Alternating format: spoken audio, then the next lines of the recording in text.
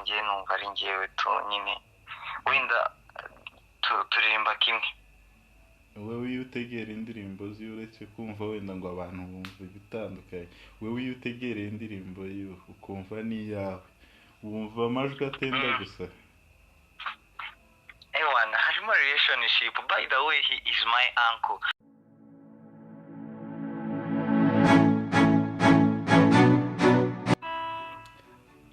Yes, inshuti za Ruta TV, reka dutangire tubakira mwese aho muherereye.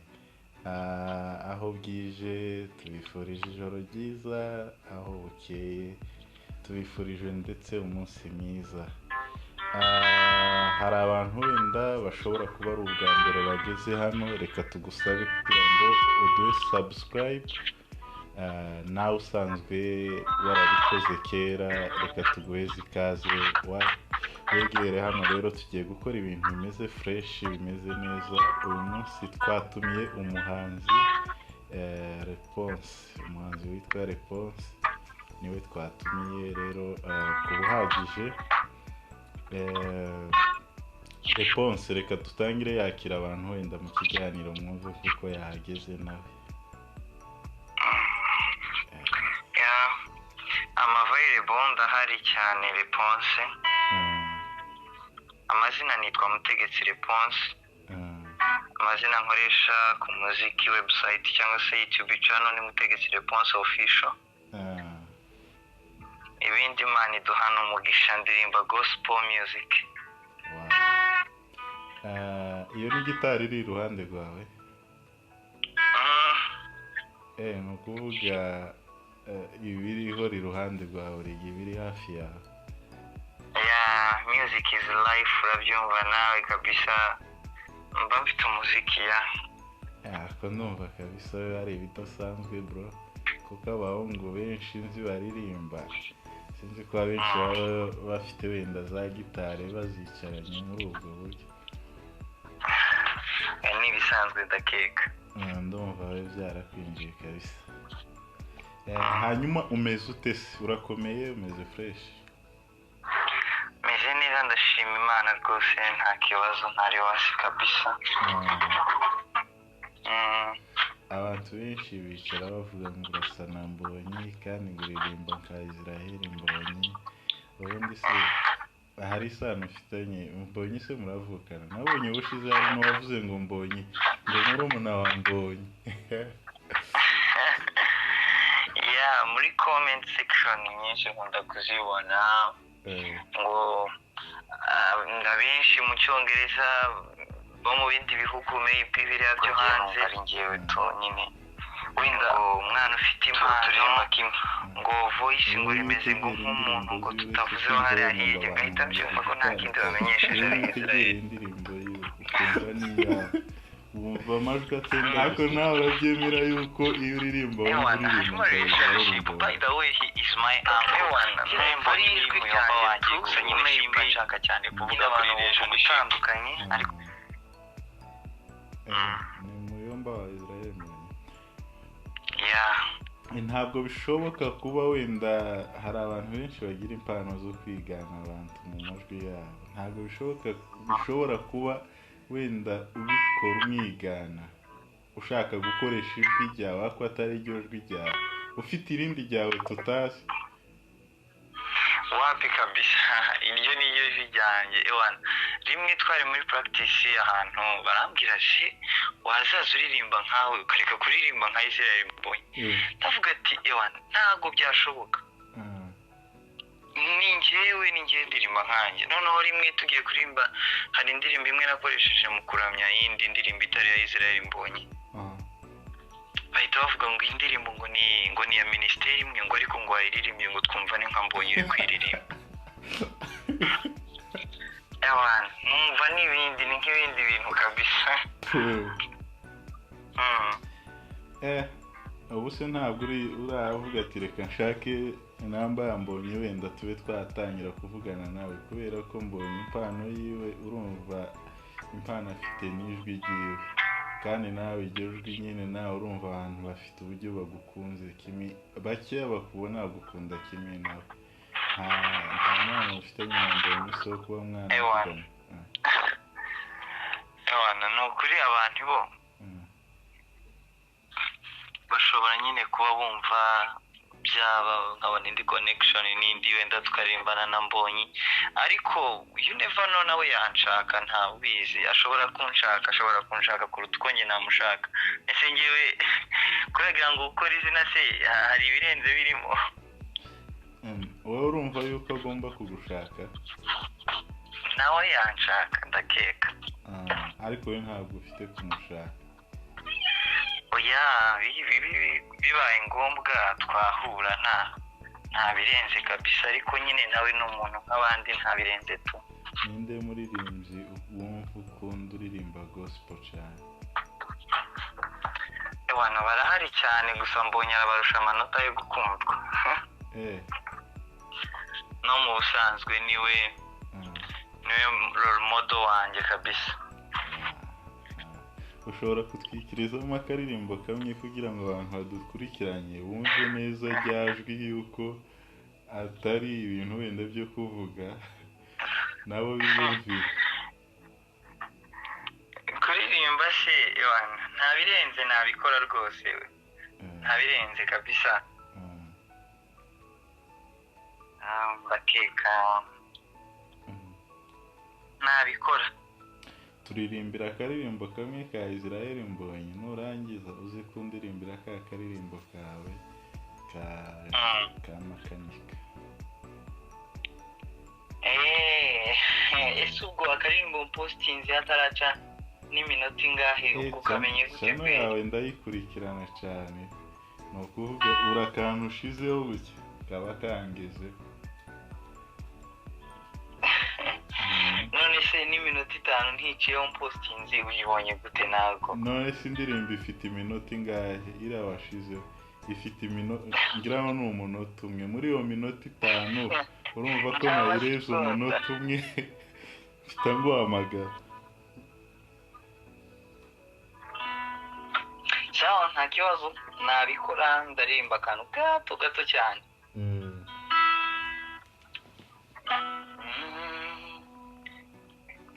ndarimba akantu katari common kuko mbonye n'umuntu nkurikirana mu ibanga cyane afite indirimbo abantu benshi badashobora kuba bazi ariko ngenda ndumva ari nkayo injemo cyane narebyiririme ntare ariko ni izisanzwe tu ni izisanzwe sawa nta kibazo indirimbo yacurangiye muri E minor chord vuga ngo erekana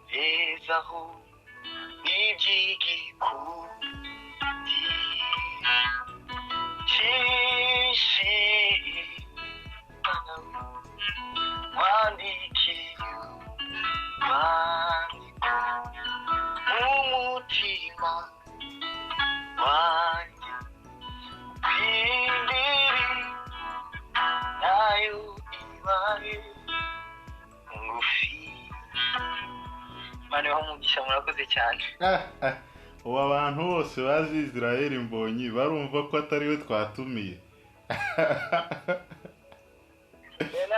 nabirenze kabisa nabirenze baraza kugira ngo nimbonyi twatumiye nukuri hanyuma hari akandi karirimbo kamwe nagusabye duhite dukomeza kariya nako nta karimbo kanjemo nagatekereje cya gihe bibaye mpitamo kukaririmba numvaga mfite umubabaro mwinshi muri njyewe nakaririmbanye umubabaro mwinshi cyane ya nagacurangiye muri G kavuga ngo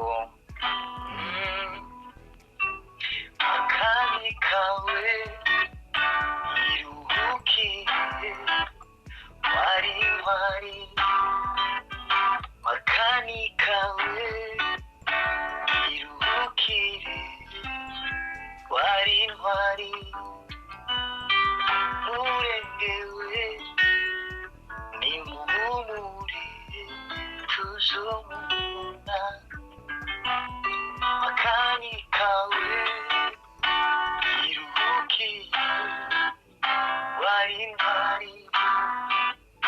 mugabo nyamuringe ukunda ubwoko aranabwitangira urabirangije urabwitangiye uri ntwari akani kawe wiruhukire amahoro wari intwari ntipfira sinzira tuzahora tukwibuka abawe mu minebwe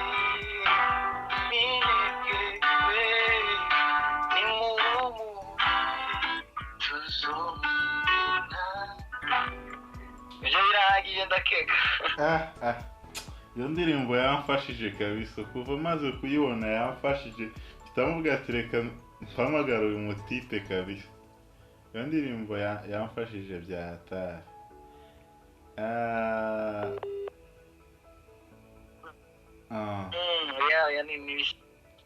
nari nkubwiye ati iyo ndirimbo yamfashije pe mukomeze mufashwe kabisa mukomeze mwumve imitima yanyu ko hari igihindutse rwose kandi abantu baje kuri channel yawe babe banareba ku karirimbo washizeho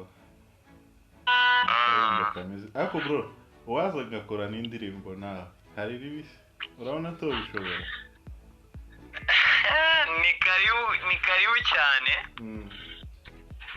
ariko se okay byakunda nta kigoye kirimo rwose byakunda kabisa byakunda nazo ukabanza ukantraininga nk'ukwezi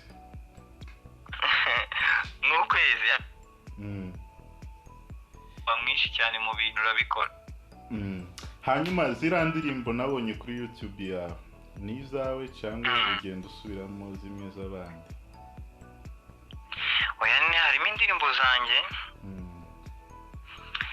just wenda harimo cover ya Israelmbonyi nakoze ya NUMUHANZI na Yesu yaramfashije nayo mpitamo kwikorera cover indirimbo nayo yafashije abantu benshi cyane banditse ma comment nyinshi kabisa bavuga ngo hejuru ngo yikuntu ndirimba nk'umugabo umwe batavuze mu izina wahari hakurya no kawana ni indirimbo y'uwo mugabo batavuze ariko harimo n'izanjye kandi niyo gahunda mfite gahunda yo gukora indirimbo muri iyi minsi cyane kabisa niwe muhamagaro ariko nko muri ibi bihe turimo ndibaza kuko ari umunyamurenge wese waba ukora gospel waba ukora comedy waba ukora ndibaza nk'uko twese tugomba gukora mu bintu bijaniranye n'ibiri ku bwoko bw'abanyamurenge. Yeah, that's truly true. Ibyo nibyo kabisa uvuze point. Yeah, na examples zirahari nyinshi urabona babigize gentil indirimbo aherutse gukora cyane avuga ngo ntabwo tuzatega amajosi ngo bateme iriya ndirimbo rwose ndakeka warayitegereye kandi ubu ngubu yabaye common cyane n'abana bo mu minembwe bari mu kuyikoresha cyane bumva nyine ko ari byo iriya ndirimbo yari sawa kabisa ahubwo bikunze nizo turi gupanga uragira ngo cyane okay umuntu udakunda ubwoko ntiyavuga ngo akunda Imana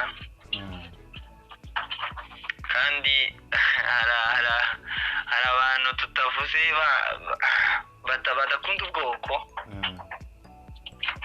n'abantu tutavuze kabisa ngo niba babita agakiharya akaga kera umenya ibanga. Nabo ngabo ntago bazajya mu ijuru ndakeka.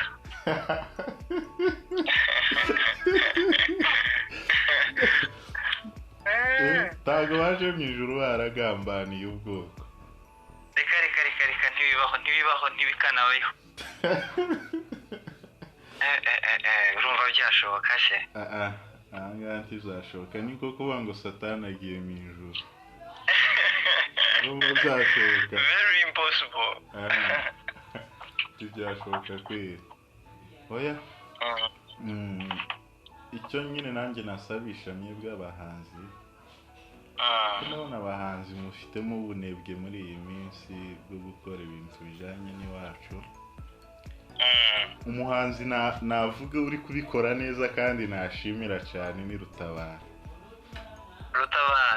Rutabara karakubita umuziki ku wundi kabisa, nyine ukumva indirimbo ije yinjira mu bantu. niba bikore kabisa, ndabishigikiye cyane. Dukora gospel, ariko gospel n'ubutumwa bwiza bw'Imana, kandi ntago wavuga ngo ukora gospel ngo ntago wakora like ikintu cy'ubwoko, urabyumva? Nabyo nubwo dukora gospel nabyo turabikora, kuko twese byose ni mu ijuru. ni mu ijuru dukorera cyane kweri. niko kore. oya twishimye cyane kuba twaguhamagaye ukatwitaba. turabashimiye kandi n'ubu ikiganiro tugiranye ari ikiganiro cyiza.